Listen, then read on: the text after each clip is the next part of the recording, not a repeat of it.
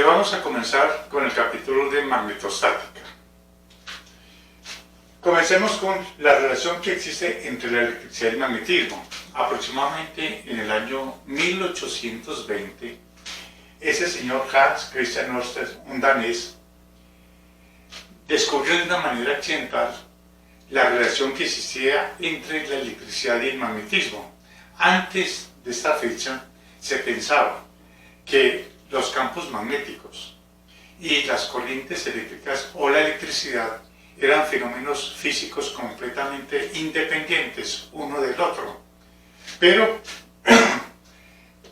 a partir de este año, cuando este señor descubrió de una manera accidental que la electricidad podía producir campos magnéticos.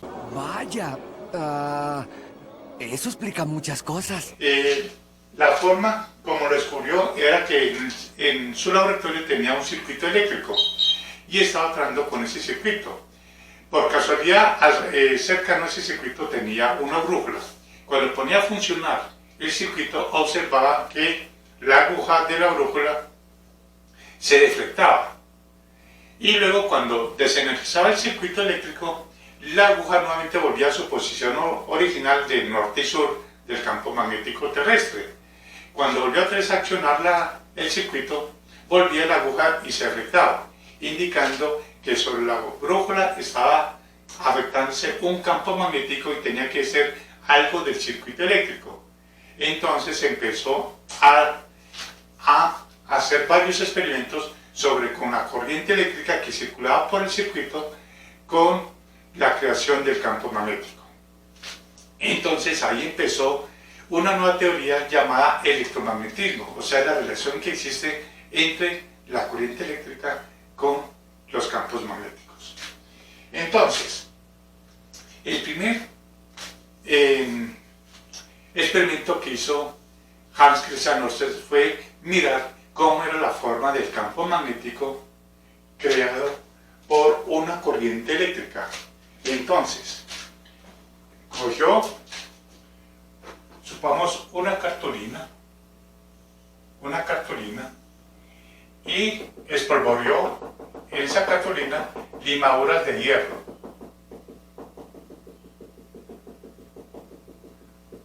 En la práctica puede ser limaduras de hierro, pueden ser puntillitas, que este experimento se hace muy común en bachillerato, y se hizo pasar a través de esta cartulina un conductor. Basta de garabatos, Orate. Hay una vida en riesgo.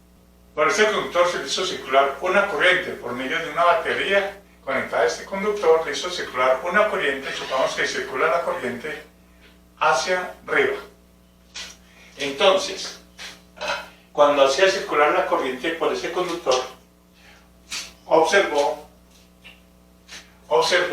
que estas limaduras de hierro comenzaban a moverse y a formar pequeñas circunferencias alrededor de ese conductor, o sea, formaban esas circunferencias. Esas limaduras de hierro se orientaban formando circunferencias, cuyo centro de esas circunferencias era el conductor por el cual circulaba la corriente eléctrica. Entonces, así observó que las líneas de inducción del campo magnético producido por esa corriente eran líneas de inducción circulares, concéntricas al conductor por el cual circula la corriente eléctrica. Bien, ya sabía con esto cómo era la forma de las líneas de inducción. El siguiente paso es cómo es el sentido del campo magnético y la dirección del campo magnético, y luego se halló el módulo de ese campo magnético, o sea, porque el campo magnético es un vector, tiene dirección, sentido y el módulo o la magnitud. Entonces veamos cómo se halla el sentido y dirección del campo magnético. Dirección y sentido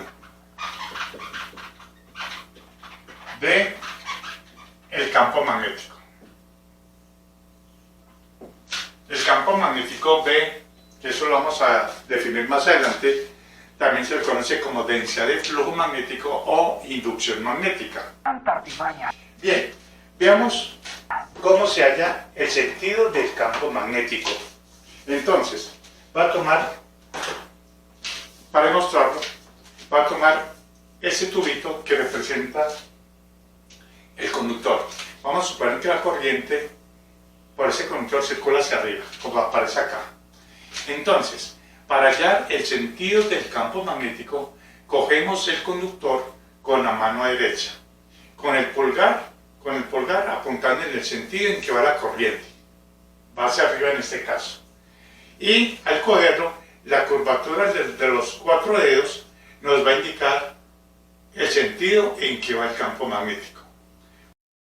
Todo esto puede ser un truco para distraer nuestra atención. ¡Santa artimaña! O sea, que según eso allí, cogemos el conductor, pulgar apuntando en el sentido del campo magnético, la curvatura de los dedos nos indica, miren, la curvatura de los dedos nos indica que el sentido del campo magnético va de esta manera. 5 minutos después. O sea que, si miramos de arriba hacia abajo, vemos que se mueve en sentido contrario a las manecillas del reloj si lo miramos desde arriba hacia abajo. Esa sería la dirección, perdón, el sentido del campo magnético.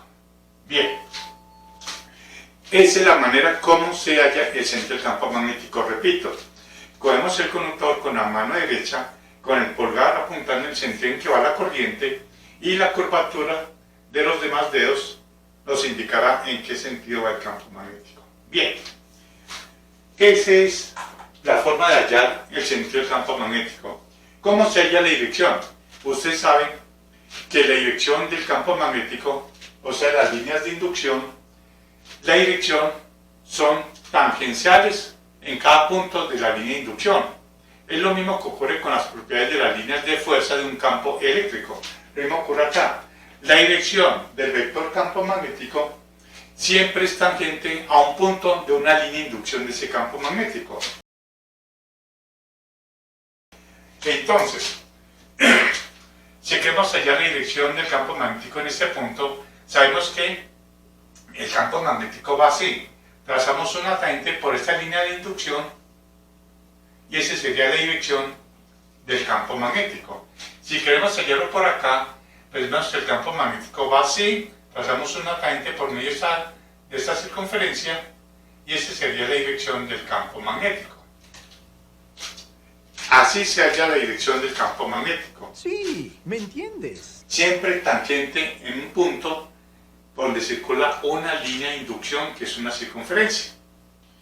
Bien, ya hemos hallado que el campo magnético creado por una corriente, sus líneas de inducción son líneas circulares. Sabemos cómo se halla la dirección y el sentido del campo magnético. El siguiente paso es hallar la magnitud. Para hallar la magnitud, o sea, el valor del campo magnético en puntos cercanos a un conductor, lo determinó la ley de Biot-Savart. Ley de Biot-Savart. Más o menos también en el año 1820, ya después de haberse visto esta relación que existe entre la corriente con el campo magnético, entonces estos dos señores, Jean Biot y Félix Savart, Jean Biot y Félix Savart, Jean-Baptiste Biot y Félix Savart, enunciaron la siguiente ley empírica para calcular el campo magnético en puntos cercanos a un conductor por el cual circula una corriente. ¿Cómo es esa ley? Supongamos que aquí tenemos un conductor. Por acá circula una corriente I. Entonces, queremos hallar el campo magnético acá, en este punto. En este punto cercano a ese segmento de conductor. Entonces, la ley de Biot-Savart nos da una expresión que nos permite calcular la intensidad del campo eléctrico, el campo magnético, la inducción magnética, perdón, B, en un punto cercano debido a un elemento de corriente. ¿Cómo se hace? Se coge un diferencial de longitud del conductor en cualquier parte del conductor. Ese diferencial, como ya sabemos, se expresa por medio de un vector, un dl.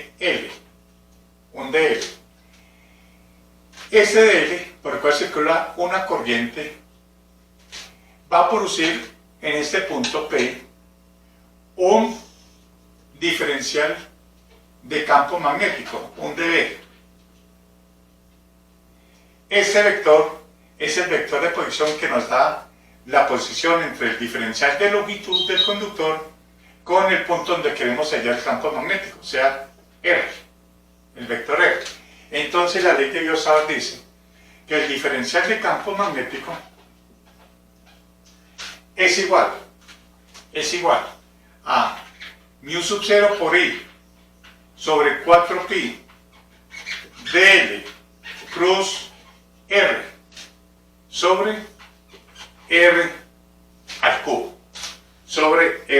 cubo, donde R es el vector de posición, como les acabo de decir, que parte del diferencial de longitud que estamos tomando del conductor con el punto donde queremos hallar el campo magnético. El dl es el diferencial de longitud del conductor, mu sub 0. Bueno, podemos es la famosa ley de Biot-Savart, o miremoslo de otra manera, en términos del vector unitario U sub R. Como R es igual a la magnitud de R por U sub R, entonces eso nos quedaría dB igual mu sub 0 por I sobre 4pi por dl cruz R es la magnitud de R en módulo por el vector unitario U sub R.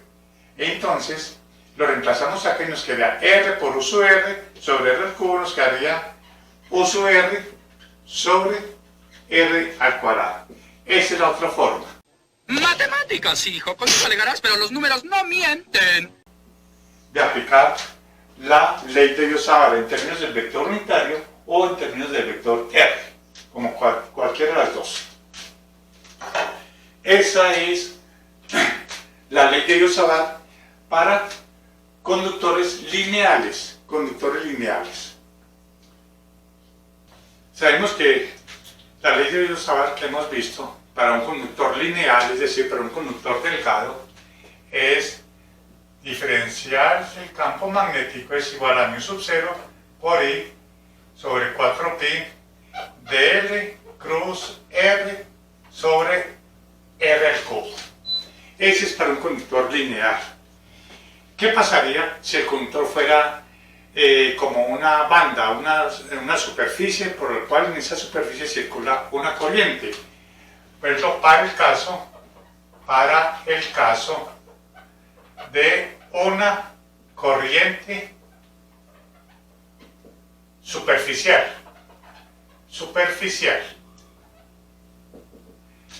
Supongamos este caso, de que nuestro conductor sea una especie de lámina o una banda, por el cual circula una corriente por toda su superficie, así como se observa acá en esta gráfica.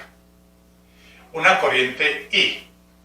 Entonces, aquí definimos una corriente por unidad de anchura, o sea, una densidad de corriente superficial, o sea, definiendo que caso S es igual a I por unidad de anchura, donde caso S se le conoce como corriente superficial. Y corriente por unidad de anchura, lo definimos como caso S, se llama corriente superficial o densidad de corriente superficial. ¿Qué pasaría si hacemos lo siguiente? Si multiplicamos por un diferencial de longitud ambos en el numerador y en el denominador. El diferencial de longitud sería una pequeña longitud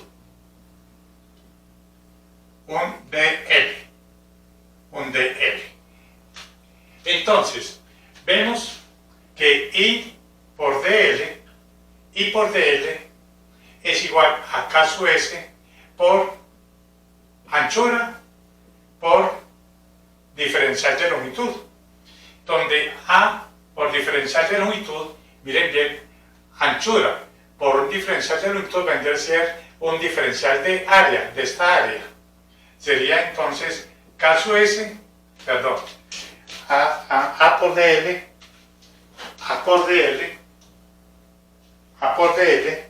sería entonces, llamémoslo S.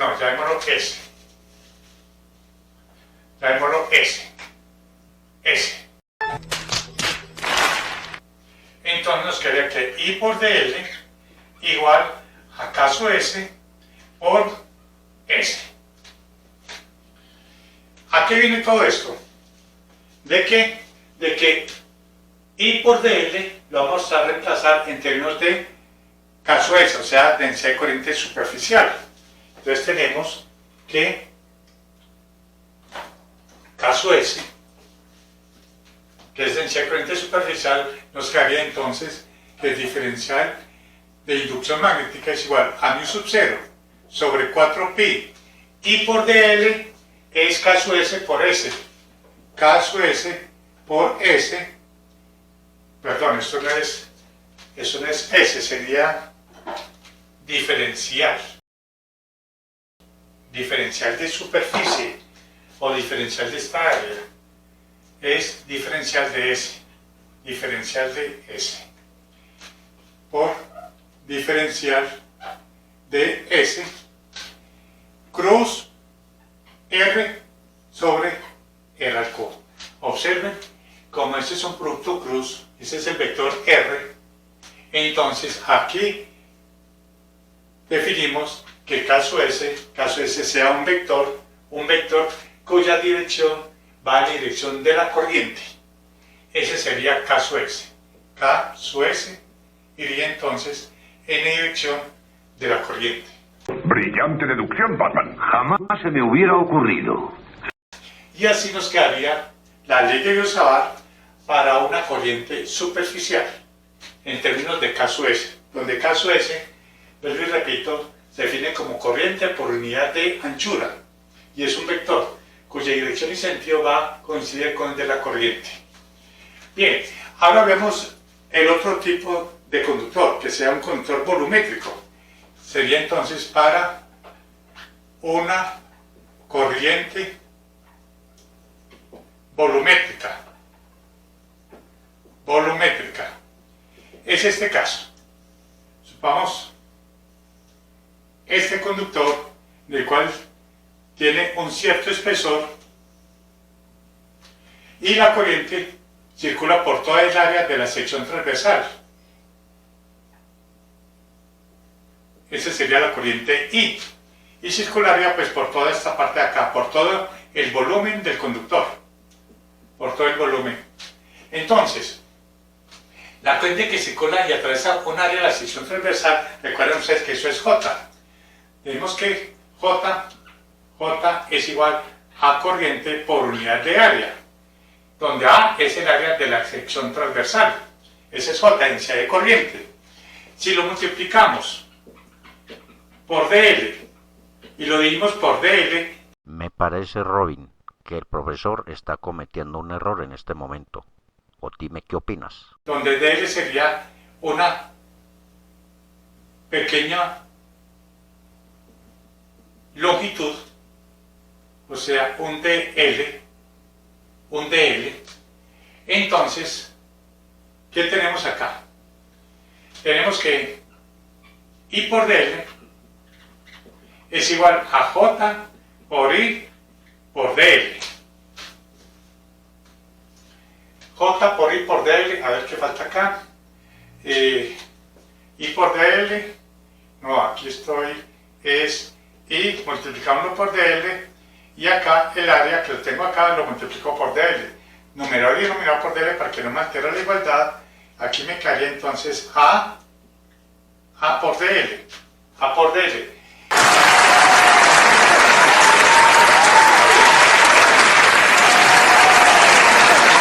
que es el área de la sección transversal por un pequeño espesor. Sería un pequeño volumen de ese conductor. El área de la sección transversal por ese pequeño espesor, que es L, sería todo este volumen. Por lo tanto, área por dl sería igual a un diferencial de volumen. Por lo tanto, la ley de Biot-Savart para una corriente volumétrica, o sea, una densidad de corriente J, sería igual a μ sub 0 sobre 4pi y por dl sería J por diferencial de volumen. J, que es un vector, densidad de corriente, diferencial de volumen cruz R sobre R al cubo. Entonces así tenemos la ley de Biot-Savart para los tres tipos de corriente. Para una corriente lineal, para una corriente superficial y para una corriente volumétrica, en el caso que sea un volumen del conductor. Bien, esos son los tres tipos de la ley de Biot-Savart, dependiendo de los tres tipos de conductores por los cuales circula una corriente. Bien, ya una vez hallado lo que es la ley de Biot-Savart, calculemos por medio de la ley de Biot-Savart el campo magnético en un punto cercano a un conductor recto y lineal, o sea, muy delgado y que sea muy largo.